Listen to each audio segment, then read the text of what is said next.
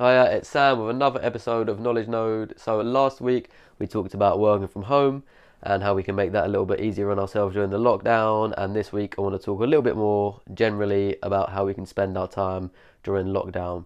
So I'm going to break the video up into three parts again. So the first part I'm going to discuss what I see as the two options for lockdown.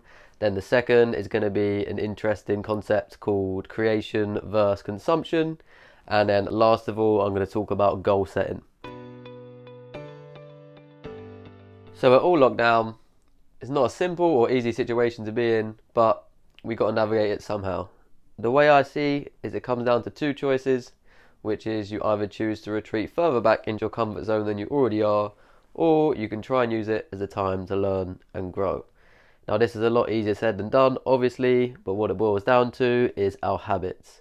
So you are a collection of your good and bad habits, and you are what you repeatedly do.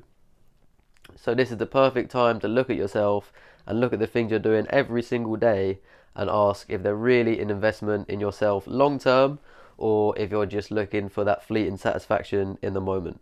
So this is the perfect time to start asking ourselves these questions, where we're looking inwardly and deciding if what we're doing every day is working for us or against us. That is the power of habits. They'll either be working for you or against you. So use this time to look back not only just at what you've been doing during the lockdown, but even before that. Start looking at your patterns and start realizing what is and what isn't working for you. So building on what I was just saying about the choices we make every day, about good, bad habits, you might be thinking, yeah, but what do I actually do in my free time? And I find that this is a really interesting idea that can help you structure some of your free time a little bit more mindfully. It's really helped me. I take this into account when I'm planning my days, when I'm planning my week. So hopefully it can help you too. So in our free time, our activities are likely to fall into one of two categories, which is consumption or creation. So consumption being where you're getting stimulation from an external source. So such examples: TV, social media, gaming, food, drink, smoking, anything like that where you're consuming for your stimulation. So creation is the opposite of this, where you're taking something from within and then trying to express it outwardly. So that you can have art, music, dancing, singing, writing. But it's not limited to that. Even things like you can learn a new skill like juggling, or you can even be creative with cooking, with gardening, planting, things like that. The list is endless. Those are a few examples, but don't use the excuse that you're not a creative person to not do any creative activities. There's thousands of ways to be creative, and you will always find one that suits you. So those are the two types, consumption and creation. Now, not saying one is bad and one is good. It's not black and white like that. Obviously, we need to consume just to live. We need to consume food and water to keep going, but we also need some entertainment. We need to relax. We need some sort of pleasure in our life. It's not all bad. But what we do need to seek is we need to seek more balance. Now, because of all the technology, all the easy access to really rich foods, junk foods, things like this, what we tend to do in our free time is just always consume, instead of making some sort of balance between consumption and creation. So having creative activities to balance this out really helps. It can create value because we're not always externally seeking, we're taking something within for once and using that to help generate our satisfaction and our stimulation.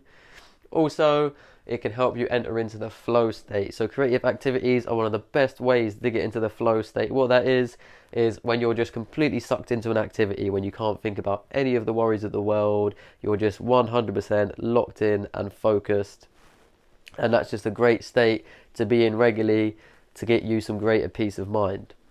Now, if we're working creative activities into our routine, so if we make them a habit, then just inherently, as we're spending more time on creative activities, we're just going to have less time for bad habits.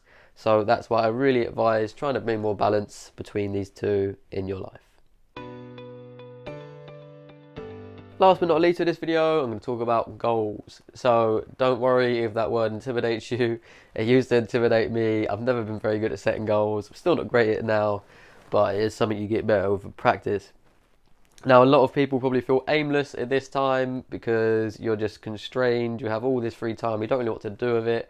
And a good cure for aimlessness is having something to work towards, a target or a goal. And you can focus your time and energy towards that.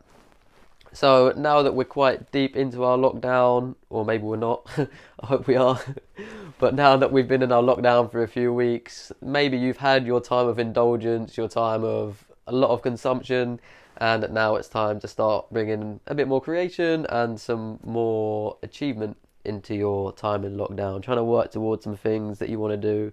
So maybe you wanted to increase your amount of exercise, tidy up your diet, maybe you wanted to start reading. But yeah, I would advise picking one or two, maybe three things that you want to focus on over the course of the lockdown. Try not to set too many goals, because then you're just going to not be able to focus your time and energy on doing them well. But just set a few goals, maybe long-term goals for the whole lockdown. Maybe you want to set goals like daily or each week, but just having something to work towards will really help deal with that boredom and aimlessness. So good luck finding what you're going to set your goals on. Good luck on achieving your goals. And thank you again for watching. I'll have another video next week. And that's all for today. See you later.